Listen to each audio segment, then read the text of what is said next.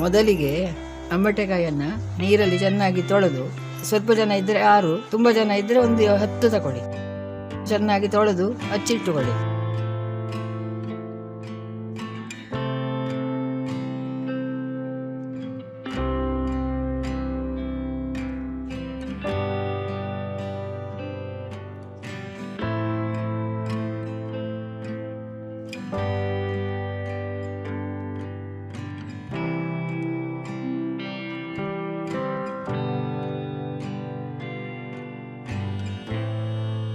ಒಂದು ತೆಂಗಿನಕಾಯಿಯನ್ನ ತುರಿದಿಟ್ಟುಕೊಳ್ಳಿ.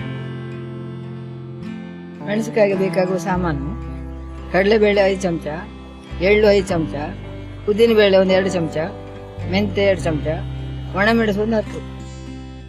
ಹಚ್ಚಿಟ್ಟ ಆಮಟೆಕಾಯನ್ನ ಸ್ವಲ್ಪ ನೀರು ಹಾಕಿ ಬೇಯಿಸ್ಲಿಕ್ಕೆ ಇಡಿ.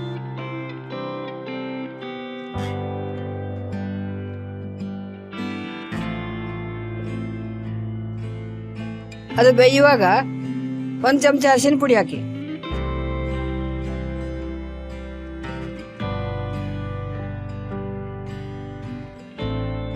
ಒಂದೂವರೆ ಅಚ್ಚು ಬೆಲ್ಲವನ್ನು ಹಾಕಿ.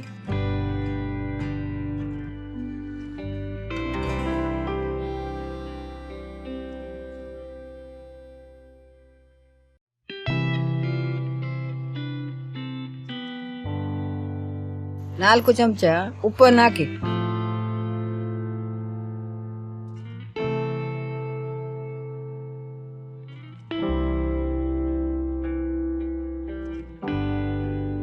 ನಾಲ್ಕು ಚಮಚ ಎಣ್ಣೆಯನ್ನು ಹಾಕಿ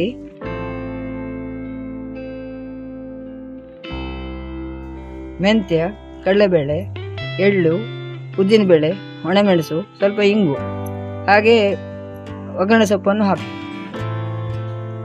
ಹುರಿಯಿರಿ.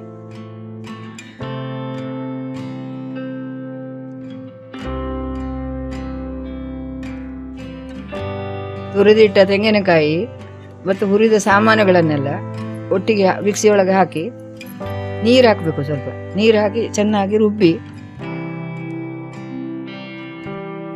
ರುಬ್ಬಿದ ಪದಾರ್ಥವನ್ನ ಅದಕ್ಕೆ ಹಾಕಿ